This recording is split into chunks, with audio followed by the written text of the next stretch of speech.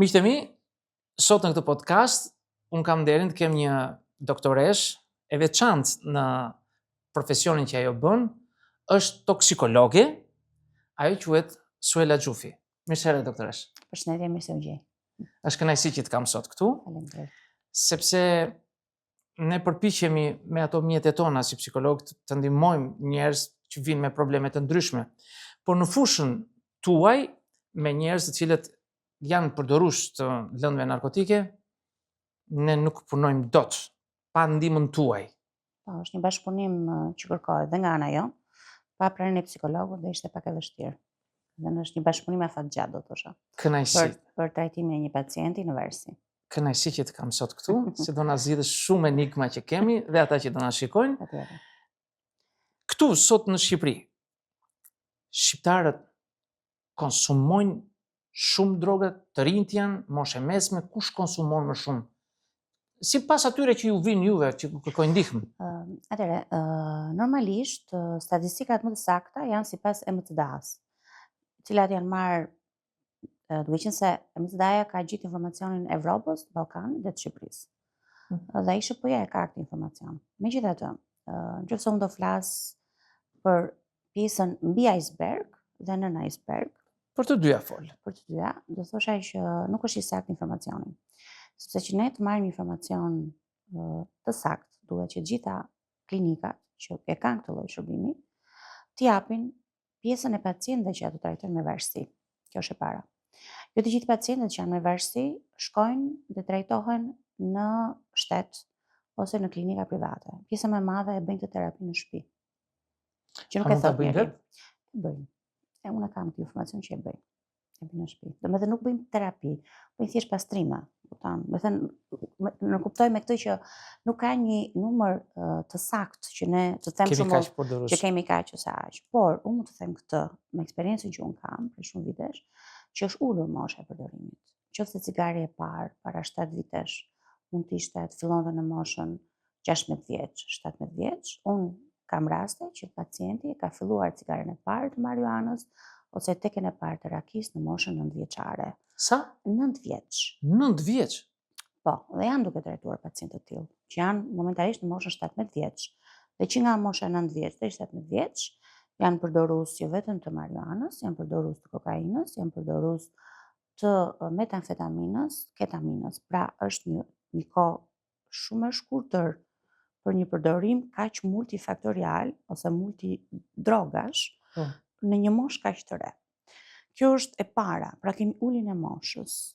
E dyta, kemi një barazim të dy gjinive. Femrat dikur nuk e kanë pas përdorur kaq shumë drogën. Sot kemi një përdorim të femrave e të drogave të rënda të femrat, siç mund të jetë kokaina roz, që quhet, që nuk është kokainë, kokaina në vetvete, metafetaminat, ketaminat, përdorimi i psikotropëve. Shohim shumë përdoruese të femra, por problemi i femrave nga meshkujt është që ato nuk vinë. Vinë ose kur janë në overdoza, nuk vinë që të drejtohen për të kërkuar ndihmë. Dakor, si ta kuptoj unë nëse fëmia im apo dikush në familjen time e ka kaluar dhe po veten në overdose, të themi. Çfarë ndodh? Si e dallojmë? Do thash e fundit. Është e fundit që do thotë? Normale, nëse ti kalon overdose, ke dy rrugë. Ose do bësh, do të thënë, kur je në overdose, ja vdekje, se je në komë. Kështu që normalisht që bie në sy, se pacienti ka në komë. Ose ka, do të thënë, varet nga lloji drogës që merret. Jo të gjitha drogat kanë të njëjtën efekt klinik, por pyetja do të ishte më saktë që do flisim si do ta dallonte një prind kur fëmia është përdorues. Ishte më adekuate, do të thosha unë.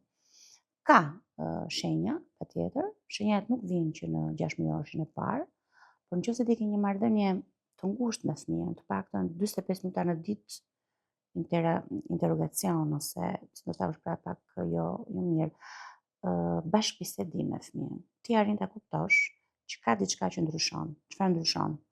Ndryshon që në radh parë mënyra se si ai kërkon të fshehë gjërat. E dyta, vëmendja ndaj mësimeve ndryshon. Ndryshon gjumi, nuk e ka të njëjtën itinerar, vënohet. Fëmia është në gjumë në mëngjes dhe natën vonë rri pa gjumë. Aroma karakteristike që mund të dallojmë tek rrobat, sidomos në përdorimin e marijuanës, edhe të Ajo ka erë, po. ka erën e vet karakteristike, ose të substancave të cilat pihen me bidon, që mund të jetë kraku. Që të mosin. Po, ose heroina që të moset, ose se tash heroin mund ta pish edhe me cigare bashkë me marijuanën, pra ka shumë kombinime të gjërave. Ka një aromë karakteristike që ndryshon te fëmia, ndryshon higjiena, ndryshon humori, ndryshon vëmendja ndaj Bie gjërave. humori. Çrregullohet humori. Në një moment pacienti është Ka shpërthime. hiperaktiv, që shkot, pastaj kalon për një 10 minutë ose 5 minutë, kalon në një aktivitet tjetër mental, bëhet agresiv, ose një fjalë që ti normalisht ja thua me shaka e merr në kontekst tjetër. Fillojnë fobit, të krijuarit ideve të gjërave që nuk janë, nuk ekzistojnë.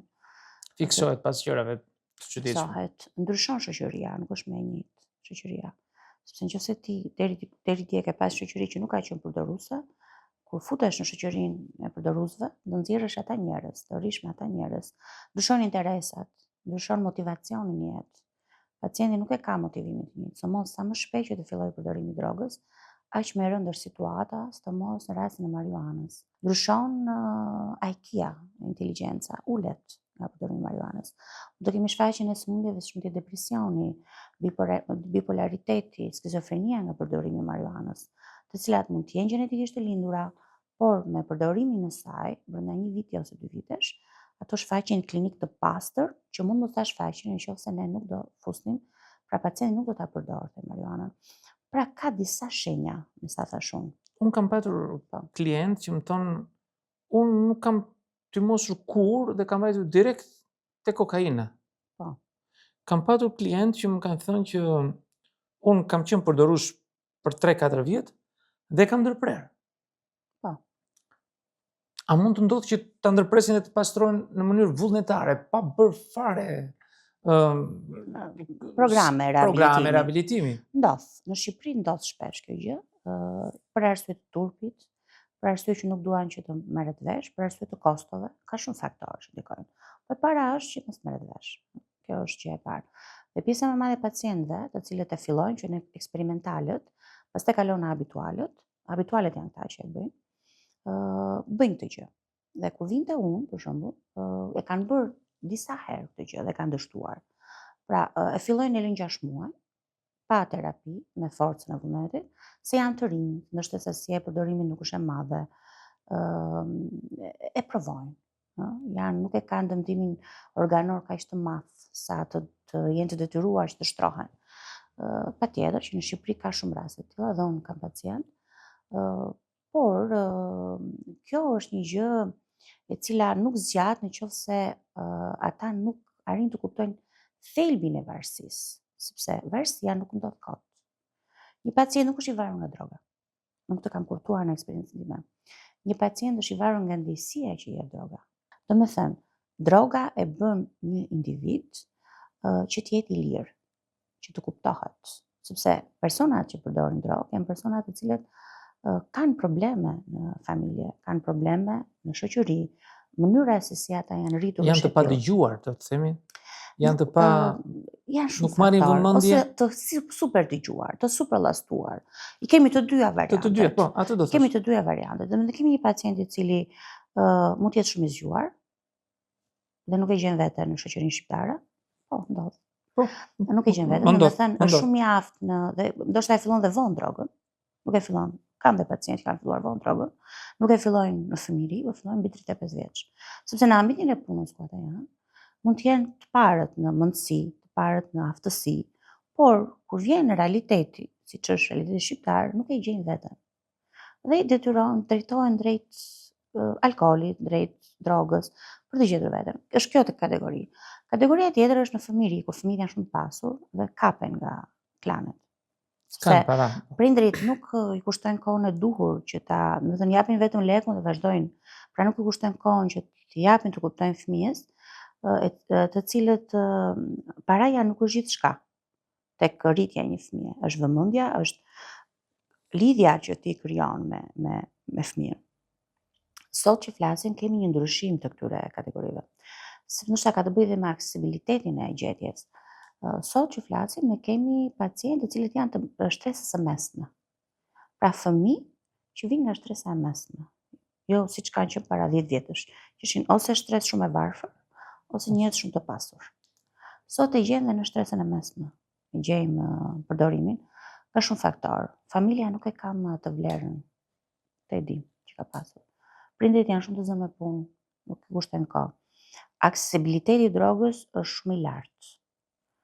Unë kam thënë edhe në herë tjera që më kollaj të vjen, më vonë të vjen një picë sa të porositësh Drogën. drogën. Pra shumë aksesibiliteti është shumë i lartë i të gjitha llojeve. Tjetër është trend.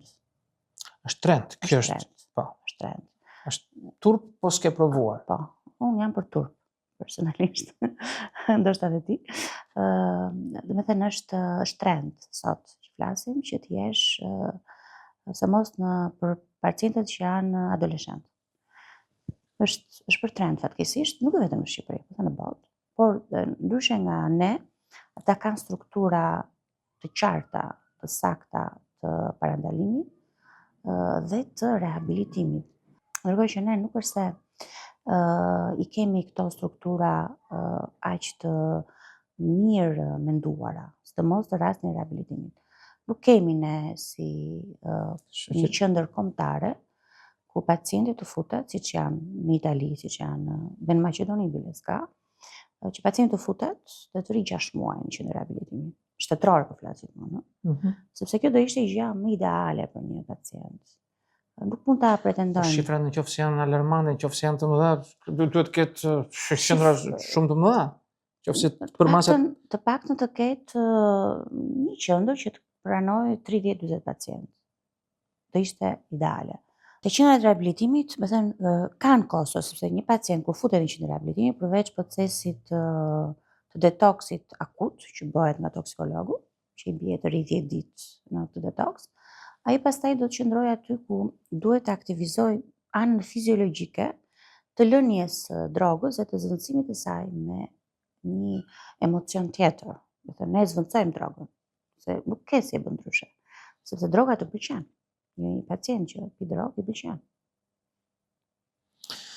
Kisha një klient këtu i cili erdhi kërkoi ndihmë, unë e falenderoj që erdhi, donte të rehabilitohej, donte që ta kalonte, pa u drejtuar tek ju apo tek kolegët tuaj, po shikoj një element të çuditshëm që fillonte me një dashuri të madhe për të pastruar veten, pastaj shkëputej.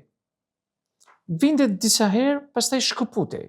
Sepse është, problemi qëndron në një pacient që është i varur, gjëja kryesore e parë është mosgjykimi. Sepse gjithë shoqëria e gjykon. Kjo është lidhja e parë që krijohet me pacientin. Të paktën unë personalisht këtë mundohem të bëj. Të krijoj një lidhje jo gjykuese me të. Të mundohem ta kuptoj në mënyrë të tillë që ai të jetë i lirshëm me mua dhe marrëdhënia unë e toleroj dhe nëse ai pi 1 herë ose 2 herë, është normale. Gjatë procesit të rehabilitimit. Unë personalisht e bëj këtë gjë. Jo domosdoshmërisht mund të jetë në protokolle. Po. Unë e bëj këtë gjë sepse mendoj që sidomos në rast të drogave të rënda, që ka vite që ai pi, kjo bëhet për të kuptuar që ajo habitualiteti nuk është i thjeshtë për t'u eliminuar. Sepse ti kur pi drogën, ka shumë faktorë që ndikojnë. Është ndjesia e qetësisë në disa, ndjesia e euforisë në disa të tjerë, ndjesia e bashkëpunimit në shoqëri, dhe ndjesh i pranuar, gjetja e një dimensioni të ri që nuk e ke kur nuk përdor drogë. Pra ka shumë faktorë që ti duhet i luftosh në mendsinë e një të varurit. Dhe kur ti punon për të ndryshuar këtë mendësia është e para. Pastaj mënyra se si punohet, në radhë parë ti do bësh zvendësimin e terapisë, duke ulur dëshirën cerebrale, sepse varësia nuk është vetëm psikologjike, është fizike. Pacienti e vuan vërtet, e kërkon, sepse trupi ajo zvendëson neurotransmetuesit për një kohë gjatë. Duke zvendësuar neurotransmetuesit, ai i kushtozon jetën pacientit. Ai nuk ka, pa neurotransmetues ne nuk mund të ham bukë, nuk mund të jetojmë. Dhe droga është një element kyç i cili bën një çekuilibrim të këtyre neurotransmetuesve. Dhe ti për ta stabilizuar të çekuilibrim, do ta zvendësosh me terapi, farmakoterapi, e cila bën atë që ne i quajmë uljen e dëshirës dhe rregullimin e receptorëve të pacientëve, për mos krijuar tolerancën.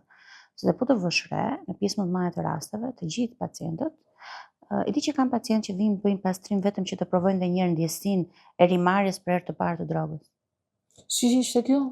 Po, kanë Vinë? pacientë të cilët rinë 4, 5, 6 muaj pa përdorur, pra bëjnë pastrim, Po? vetëm sepse duan të pastrojnë receptorin, dhe duan të ripërjetojnë dhe njëherë ndjesinë që jep droga për herë të parë. Okej. Dakor, E di është pak e çuditshme. Jo, e çuditshme mund të Po, jetë, më ka por ndodhur. problemi është këtu.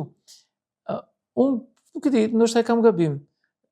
Kanë në këta që kanë qenë në varësi të madhe dhe janë rehabilituar, të themi, dhe mund të kthehen pas 4 apo 5 vitesh Prap, të kthehen përsëri. kthehen. Edhe 7 vitesh. Kthehen.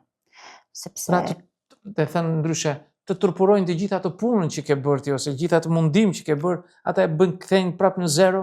kthehen, po patjetër, sepse varësia është si një derë rrotulluese. Është kështu. Është gjithmonë aty. Sa mos varësitë e drogave të rënda. Kur ne, nëse do trajtosh varësinë, nuk është vetëm është rrënja, do të kapësh rrënjën. Dhe pjesa më e madhe e mjekëve, jo vetëm në Shqipëri, por edhe në botë, nuk e kapin rrënjën. Është ajo që më thash në fillim, është ndjesia. Ti duhet të ndryshosh mendësinë e individit, rrënjën që e ka çuar aty. Dhe kjo nuk është një gjë e thjeshtë. Ne atë bëjmë. Ne Nuk është një në gjë terapi thjeshtë. ne këtë bëjmë. Mundohemi. Jo, këtë bëjmë pastaj se si Mundohemi. fuqia është shumë e madhe që ai. Është, me thënë, është një punë që duhet vi nga vetë individi. Ka shumë persona që mua dhe personalisht më gjykojnë. Dhe thonë, si ka mundësi që ti nuk e trajton dot një individ. Një individ, nëse nuk do të trajtohet, nuk mundet ta trajtoj askush. Me Kjo ju. është e mbyllur. Do të thënë, mjeku nuk është zot. Unë nuk jam zot, as ju nuk jeni zot, që jeni psikolog, ose pacienti nuk e ndan në mendje që ai do vërtet ta luftojë varësinë, unë nuk e marr përsipër si mjeke asnjëherë. Do të thënë, prandaj e la atë periudhën një mujoshe. Ai vjen me dëshirën e madhe, Ka disa mënyra të provokimit. Filloj jetën nga e para, duhet të bëj ajo që ndodhi, nuk do ndodh më. Unë jam kështu, do bëj këtë, kam bërë këtë. Po, janë mashtrues, manipulator, patjetër. Bravo. Janë aq manipulator janë sa e besojnë vetë. Do të thënë, gënjeshtra është kaq e madhe sa ata harrojnë kush është e vërteta. Është normale në një varësi, por unë punoj me fakte, unë punoj me teste. Një pacient duket ka nevojë, ka teste, të cilat dhe në rastin e alkoolit, ka klinika të cilat janë shumë të ashpra, ja vën para alkoolit. Unë punoj me çokoladë, e bëj më ndryshe. Çokolada me alkool. Është më për të parë, domethënë, deri ku arrin. Me thënë, ka shumë mënyra të punës, të cilat vinë dhe perfeksionohen gjatë kohës, patjetër.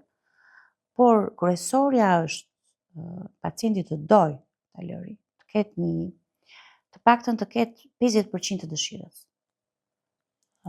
Mund t'ja arrish. Më thot një klient një ditë, unë nuk ty mosh.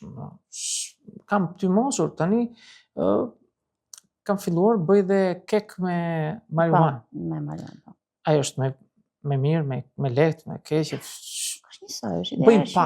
Bëjmë parti, edhe sigurisht bëjnë dhe këto ëmbëlsirat e çuditshme të këtyre.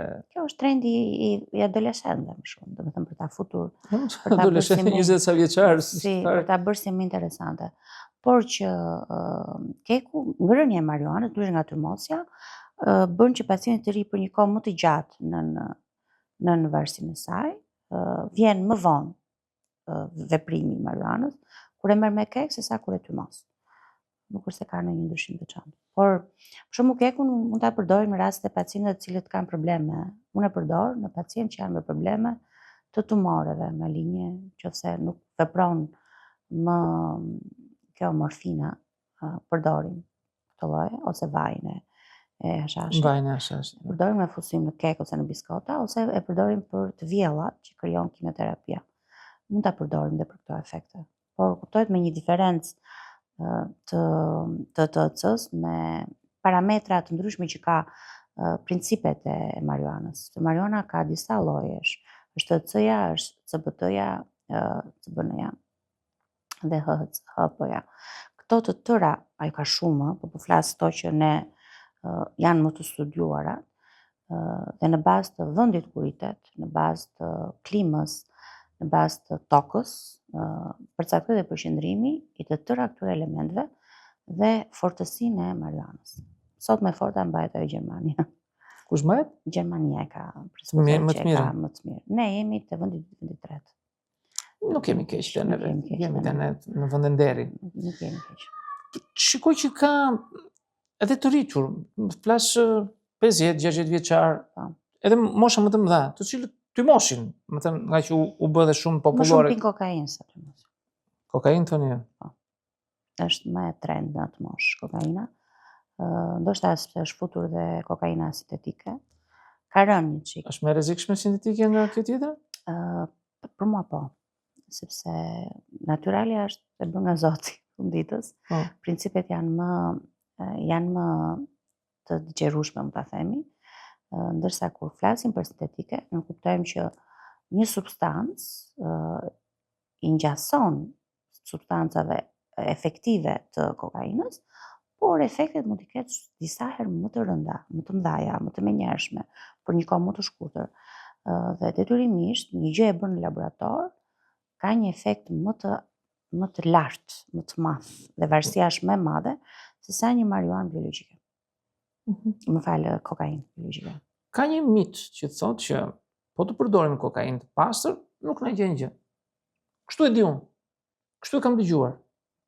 Ose thot filan, se përdorin dhe emra figurash, këngëtarësh, artistësh, politikanësh, ai merr. Unë nuk e di, s'kam parë dhe nuk e di, por merr, po e merr të pastër, ai kujdes, s'bën ai shaka kështu. Prandaj ka gjithë këtë energji. Ndodh? Tani, unë do flas vetëm për këtë gjë. Patjetër që pastërtia e kokainës ndikon në mospasjen e efekteve të tjera. Por nuk mund të them që përdorimi i kokainës është një gjë e cili nuk të shkurton jetën. Nuk mund ta them këtë gjë. Sepse nëse ne përdorim një vit kokainë, ne jemi njësoj që kemi jetuar 10 vjet. Edhe ai që dëmtim organor jep. Ajo jep dëmtim në zemër, sepse jep dëmtim, se bën vazokonstriksion, se mos në enët e gjakut të hundës. Ka pacientë të cilët vinë dhe kur përdorin kokainë të pastër, sipas tyre, vinë me septumin e hundës të qarë nga vazokonstriksion. Unë kam pat klient që ishte eliminuar fare, nuk ekzistonte. Septumi nazal. Mund të jetë kjo që thoni ju, ndoshta për arsye të elementeve shtesë që hidhen. Sepse në Shqipëri, kokainë e pastër është pak e vështirë të gjendet. Ndoshta njerëzit me pozit mund ta gjejnë, por ndoshta më të shtrenjtë si duket. Jo vetëm te shtrenjtësia, por është edhe tek ka të bëjë me ato që i hidhet. Domethënë, këta ne i themi deri në 2 herë përzierje është e pranueshme, është e mirë. Nëse kalon përzierjet mbi 2 herë, pastaj nuk është cilësia aq e mirë. Dhe përzierësit janë nga më të ndryshme. Mund të përdorin neonin, mund të përdorin qumshin plur, mund të përdorin paracetamolin, mund të përdorin ketaminën, mund të përdorin shumë gjëra, mund të bëjnë aspirinën. Kjo është problemi, do thosha unë, i efekteve që thonë këta është e pastër, sepse këto të tjerat kanë efektet e veta. Neonin e pëlqejnë, e përdorin, goxha e përdorin neonin, përdorin gëlqeren e murit, çdo gjë e përdorin se mos në Shqipëri po flas. E përdorin çdo gjë për ta bërë, por kokaina duket kur është cilësore, sepse është vajore. Nëse ti e ke është cilësore, ajo zhduket në dorë direkt në momentin që ti unë e një frikon. Ju e dalloni? Po, unë po. Mos kam pa ndonjë. Unë e dalloj. Mirë. Tash e kam pjesë të punës, më thënë, unë me këtë merrem. Jo, sigurisht që keni pjesë të punës. Duhet patjetër që ta di këtë gjë, sepse normalisht pacienti nëse ti nuk ke informacion, edhe tallet me ty. Se mos të droguarit, sepse droguarit kanë kaq shumë informacion, se mos ata që pinë droga të rënda, sepse ata i provojnë për ta shuar, për ta ulur efektin, bin shumë gjëra. Dhe kur vin tek ty janë multidimensional në Të vënde para. po patjetër, kështu që ti duhet i dish gjërat. Po flasim një prind, një baba apo një nën që marrin drogra të forta dhe janë në fazë që ngjisin fëmijët e tyre. Ndikojnë këto te fëmijët që do dalin nëse kanë baban ose nënën përdoruese? Patjetër që ndikon. Ndikon, mund të lini fëmijë autik, mund të lini me inteligjencë më t'ulët, mund të ketë probleme astma, mund të ketë probleme diabeti, patjetër, ndikon. Është e padiskutuar. Po, si t'ja bëjmë këtyre? Një çift kur kupton që burri apo gruaja është përdorues, çfarë duhet të bëjnë? Unë kam pacientë të cilët janë përdorues, i kam në terapi dhe duan të bëjnë prindër. Unë u sugjeroj që se 6 muaj është protokolli që unë ndjek. Që t'jenë të pastër. Po në 6 muaj unë jap terapi, farmakoterapi, sepse në muajin e 5, sidomos me kokainën, ka një problem, bëhet një remision shumë i fuqishëm. Ti mund të rish 5 muaj pa pirë, por në muajin e 5, pacientit i ndodh sikur ka pirë dje. Bëhet dhe një reaktivizim i gjithë receptorëve tek pacienti. Kështu që unë vetë preferoj që pacienti të rri 6 muaj minimumi në terapi mbajtëse me farmakoterapi për të ulur dëshirën e kokainës pakën ose dhe drogave tjera. Dhe një pacient i cili dëshiron që të bëhet prind, do rri 1 vit. 1 vit i pastër. 1 vit pastër. Pastaj do përpiqet për fëmijë, sepse ndikon në krijimin e fetuseve, të cilat mund të kenë probleme të shumë multifaktoriale. Një nga teoritë e fundit që kanë dalë, s'është e fundit, po ka disa vite, por të paktën e mbajmë si risi, është që përdorimi ka natyrë gjenetike. Do të thënë, si përdorimi i drogës, si përdorimi i alkoolit, si kumargjinët, kanë preardhje ose kanë dëmtime indicio gjenetike, sipas teorive të fundit. Kështu që të gjitha gjërat janë të varura. Dhe kur ti mund të kesh një gjenetik i shton edhe në një fazë akute të përdorimit, individi i ri që do dali do jetë me shumë problema. Kam qelluar për fat keq, kanë ardhur nëna këtu, nuk di ç'të bëj me fëmin tim.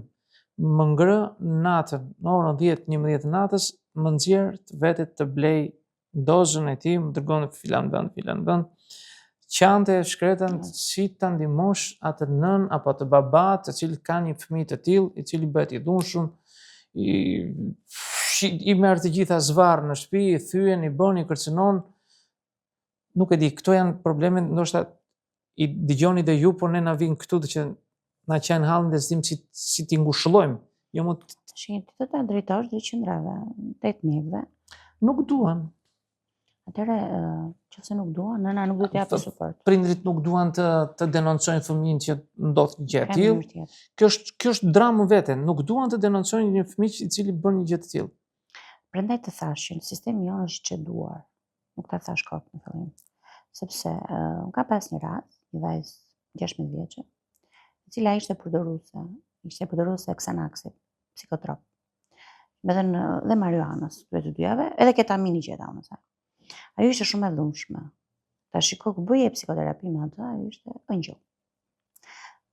Ishte një manipulatore perfekte.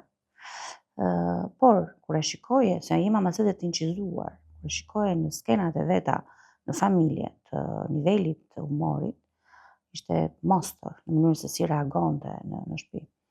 Në këto raste, do të ishte mirë që të kishte qendra të tilla, të cilat me ligj, këta fëmijë të futeshin pa pëlqimin e tyre.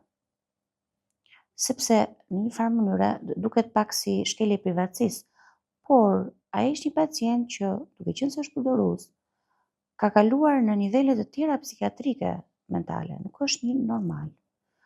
Dhe atëherë ti këtë fëmijë që e ke një filiz, pse do ta humbësh? Se humbet ai fëmijë. Se policia nuk t'i jep të drejtën që ti ta prekësh me dorë, se nuk e prek dot me dorë. Apo jo? Psikiatria nuk e merr përsipër, sepse me drejt thot kush për mua. Në toksikologjinë nuk është trem dot nëse pacienti nuk do vet. Janë shumë zinxhira që Pra është një gjë që atëherë çfarë do bëhet? Krijohet një strukturë rehabilitimi, e cila të jetë ndarë me kategori. Ku të ketë mosha të caktuara të futjes, tjetër të ndahet sipas përdorimit të llojit të drogës, jo të gjitha drogat futen në një vend, siç e kemi ne. Dhe ti fut marijuanën me heroinën bashkë. Dhe i bën nga i fut për të hequr marijuanën dhe fillon heroinën. Pra, domethënë, të krijohen standarde dhe nivele të vlerësimit bazë të përdorimit të drogës të moshës. Kjo do të ishte ideale, sepse ndryshe këto kategori janë të pashpresa.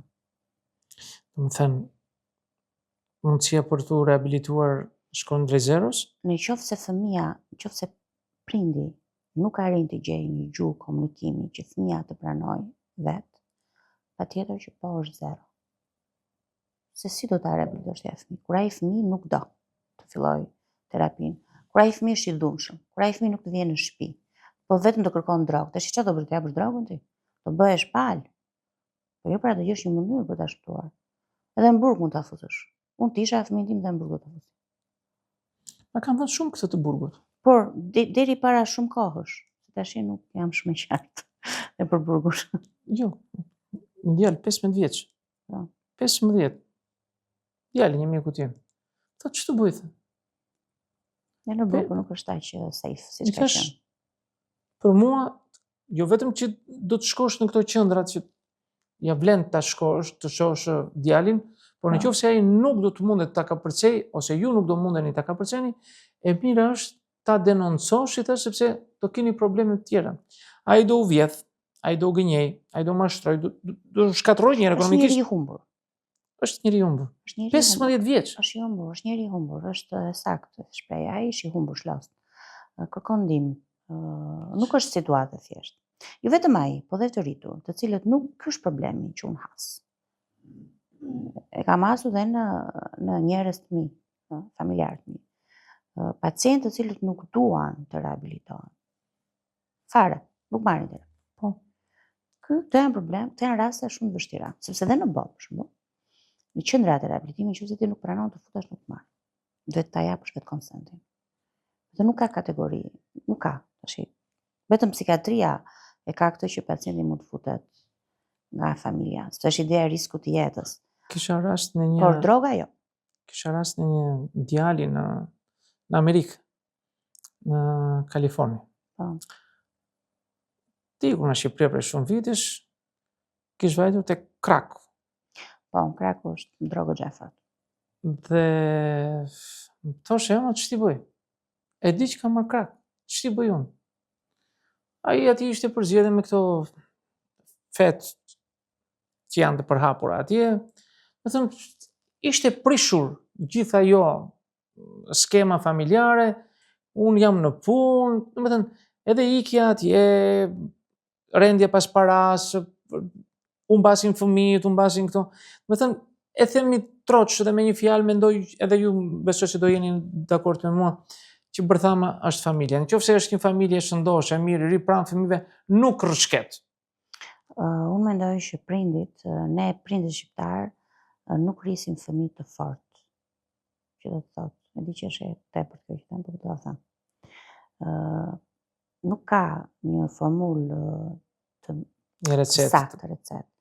Por nderimi i madh që mund t'i bësh një fëmijë është të rrisësh një fëmijë të fortë. Jo t'ia japësh gjitha gati. Ne jo japim gati fëmijëve ta. Ky është gabimi i madh. Unë këtë mendoj që kemi ne problem si shoqëri.